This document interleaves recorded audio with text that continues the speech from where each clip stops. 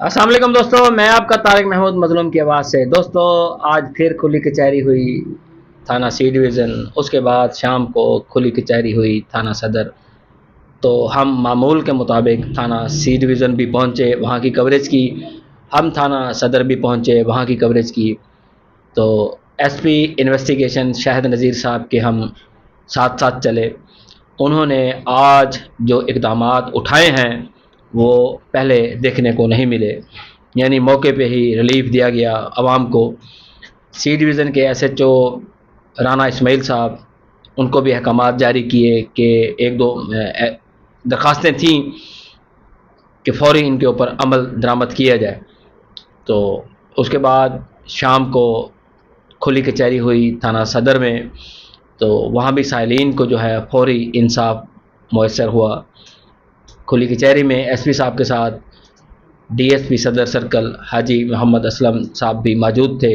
सजाद चीमा जो जानी हुई हस्ती है वो भी मौजूद थे। यानी आज एसपी इन्वेस्टिगेशन ने अपना वर्दी का हक अदा कर दिया, मौके पे ही लोगों को इंसाफ फराहम करके। मेरी एसपी इन्वेस्टिगेशन शाहिद नज़ीर साहब से बात हुई। मैंने कहा सर जी आप थकते नहीं हैं, तो उनके अल्फाज जो हैं मैं ज़रूर दोहराऊँगा। आप सब तक सबके कानों में ज़रूर जाने चाहिए उनके अल्फाज।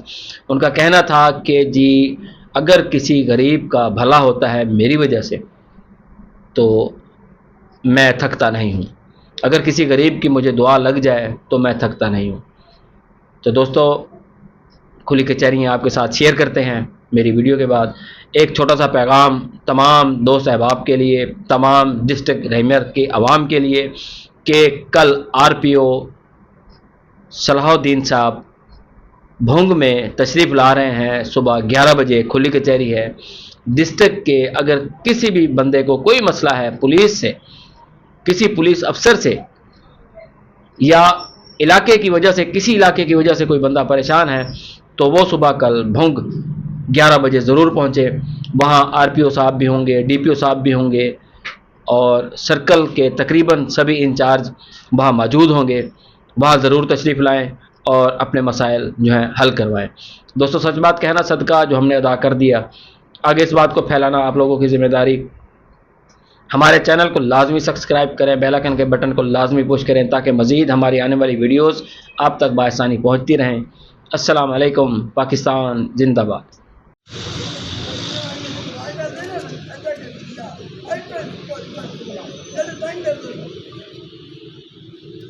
ਇਹਨੂੰ ਤਾਂ ਛੱਡ ਤੇ ਆ ਜਾਂਦਾ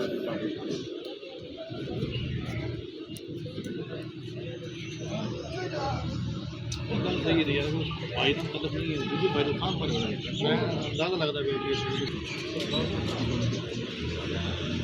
बच्चा यार देना होर की नहीं। ये कौन है जी, ये बंदे कौन ने, जरूर की लगते हैं साले ने। अच्छा अच्छा, वो आए ने घर की करने, घर से सामान चुक के ले गए।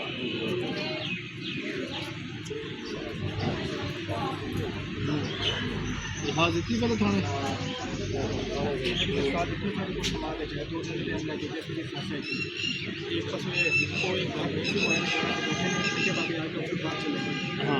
फोटो एरिया खाली भी हाँ जी इंतकाल के नहीं करवाया। इन्हें खुद लेके क्यों नहीं सुनी, मैं टाइम बने 2 दिन बाद वापस आएंगे, हाल की मामला हल हो गया। अच्छा, बगैर किसी ਇਹ ਨੇ ਜਗ੍ਹਾ ਆਪਣੀ ਬੀਵੀ ਦੇ ਨਾਲ ਲਵਾਤੀ ਹੈ। ਬੀਵੀ ਬਹੁਤ ਹੋ ਗਈ ਤੇ ਉਹਦੀ ਹੁਣ ਲਾ ਦੇ ਹਾਂ मैं एरिया नहीं है, एरिया तो बच्चे बच्चे के बाद ਬੱਚੇ ਉਹਦੀ ਨਾਨੀ ਕੋਲ ਰਹਿੰਦੇ। छोटे बच्चे ने। अच्छा अच्छा, नहीं अगर बच्चे का ना है तो बच्चे ना कौन मकान के ਬੱਚੇ ਨਾਨੀ ਨੂੰ ਕੋਲ ਨੇ। तो फिर या तो बच्चे के कोल हों तो फिर मकान दे तू मकान नहीं ਇਹਨੇ ਬੀਵੀ ਦੇ ਨਾਂ ਲਵਾਤਾ ਨਾ ਪਹਿਲੇ ਹੀ। ਹੁਣ ਬੱਚੇ ਜਿੱਧਰ ਜਾਣੇ ਨੇ ਉਧਰ ਹੀ ਮਕਾਨ ਜਾਣਾ। ਨਹੀਂ ਬੱਚੇ ਦੇ ਨਹੀਂ ਨਾਂ ਲਵਾਇਆ ਹੋਣਾ ਨਾ, ਹਾਂ ਕਿਸੇ ਨੇ ਬੀਵੀ ਦੇ ਨਾਂ ਲਵਾਇਆ। ਬੀਵੀ ਦੇ ਨਾਂ ਲਵਾਇਆ, ਬੀਵੀ ਫੌਤ ਹੋ ਗਈ। ਉਹ ਬੱਚਿਆਂ ਕੋਲੇ ਹੀ ਬੱਚੇ ਹੋਣੇ, ਉਹਦੇ ਕੋਲੇ ਛੋਟੇ ਪਾਲ ਵੀ ਨਹੀਂ ਸਕਦਾ। ਉਹ ਮਿਲਦੇ ਉਹਨੂੰ ਇਹ ਨਾਨੀ ਅਗਰ ਨੂੰ ਛੋਟੇ ਨੂੰ ਮਿਲ ਬੱਚੇ ਤੈਨੂੰ ਮਿਲ ਗਏ ਪਾਲ ਲੇਗਾ। 1.5 ਸਾਲ ਦਾ ਬੱਚਾ ਕਿਵੇਂ ਪਾਲ ਲੇਗਾ? ਸ਼ੀਰ ਤਾਂ ਨਹੀਂ ਨਾ, ਸ਼ੀਰ ਆਪਣੇ ਬੱਚੇ ਕੋਈ ਨਹੀਂ। ਫੈਮਿਲੀ ਕੋਲ ਦਾ ਮਾਮਲਾ। ਨਾਨੀ ਕੋਲ ਜਾਣਾ ਚਾਹੀਦਾ, ਬੱਚੇ ਨਾਨੀ ਕੋਲ ਹੀ ਜਾਣਗੇ। ਮਕਾਨ ਦਾ ਤੁਸੀਂ ਫੈਸਲਾ ਕਰਵਾ ਦਿਓ। ਮਕਾਨ ਦਾ ਵੀ ਸਰ ਫੈਮਿਲੀ ਮਾਮਲਾ ਹੀ ਹੈ ਨਾ। ਆਪਾਂ ਨੂੰ ਬੱਚੇ ਦਾ ਨਾਂ ਕਰ ਦਿਓ ਨਾ, ਆਪੇ ਵੱਡੇ ਹੋ ਕੇ ਲੈ ਲੈਣਗੇ। ਤੇ ਬੀਵੀ ਦੇ ਨਾਂ ਕਿਉਂ ਕੀਤਾ ਸੀ ਵਜ੍ਹਾ?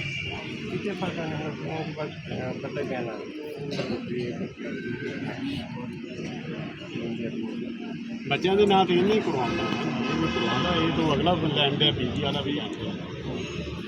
ਨਹੀਂ ਉਹ ਇਸ ਵਾਸਤੇ ਲੈ ਗਿਆ ਨਾ ਕਿ ਨਾਨੀ ਲੈ ਗਈ ਬੱਚੇ ਨੂੰ। ਉਹਨੇ ਉੱਥੇ ਨਾਲ ਇਕੱਠਾ ਕਰ ਰਹੇ ਅੱਛਾ ਨਾਲ ਹੀ। वो अमीनाबाद रंग है मैं उनके नाम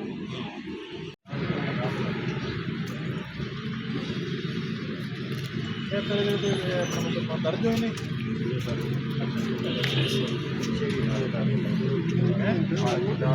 ਇੱਕ ਵੀ ਮੁੱਦਾ ਹੀ ਹੈ ਪਰਚੀ ਦਰਜ ਕਰਾਈ ਜਾਂਦਾ ਹੈ ਨਾ ਤਾਂ ਖੁਦ ਦੇ ਮਾਂ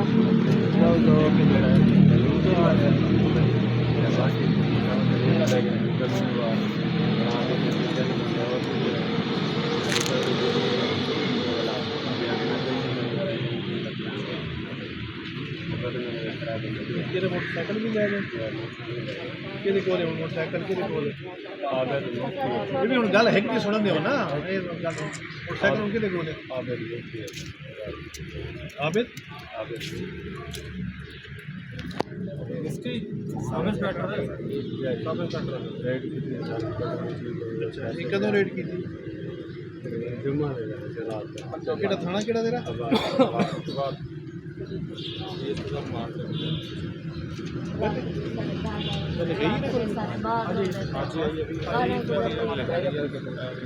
ये अच्छी बन गई।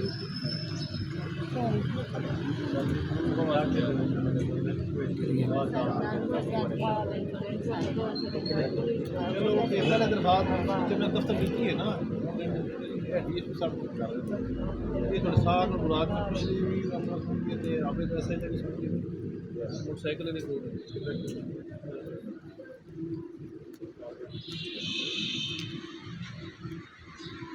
10 साल पहले चोरियां चला में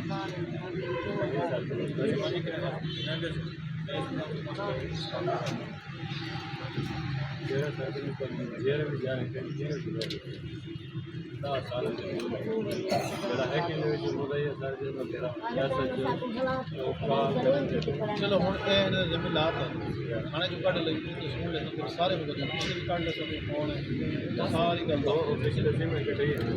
लिखे ने सारे दस बरी हो जाना होर गल होंदी है अपना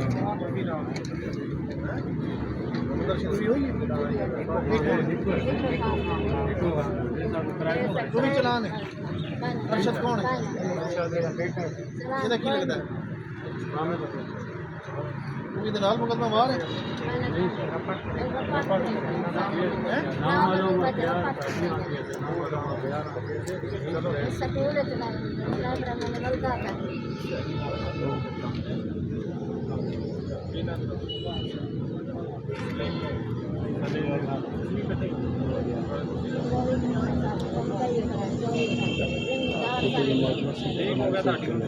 सलीम कौन है सलीम का सारा देख भी करते हैं नाम बोलो मैं